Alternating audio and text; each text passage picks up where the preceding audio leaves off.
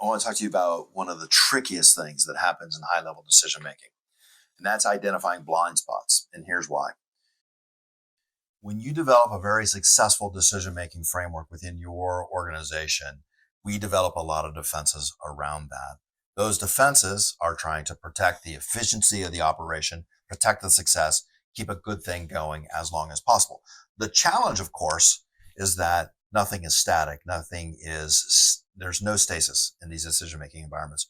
And so it has to be a very active and evolving process of taking in the information and iterating on the decision-making along the way. I'm going to tell you a story and set this up in a moment, but I'll also tell you that I've been stung by it myself.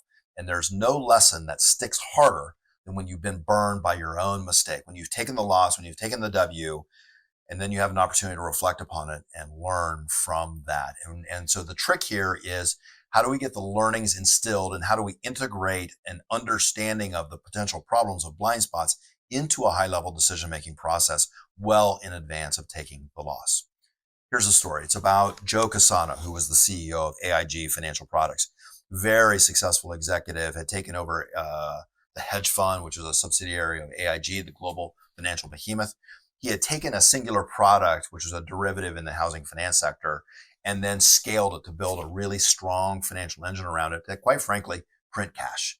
And it did so, in their words, at a risk profile that was virtually nil. He had a good thing going. It would be his platform for creating significant personal wealth. He was generating significant value for AIG. Quite frankly, it could have been even his platform for becoming ultimately the CEO of AIG. He would be a dark horse, but this was his pathway to potentially achieving that, which for a hardscrabble kid from Brooklyn, who was a tough negotiator, sometimes even a bully, to rise up to that level and be able to compete was very attractive. Several things happened. The market began to shift within 2005. Industry commentators were saying this is a changed market. Things are moving around. We know after the fact that some of the competitors in the space were already starting to lighten their balance sheets of more risky profiles or assets in this class, in very much cognizant of what was about to come. Joe did not. Joe fought them. Joe even quelled dissent within his organization. There are several red flags, or at least yellow flags, that we want to raise about the decision-making process. These are the sorts of things that you need to integrate into your own decision-making process, which include tampering down unduly internal dissent. You have to be able to listen to the dissent, understand the positions, take what is most valuable, and then be able to work through it.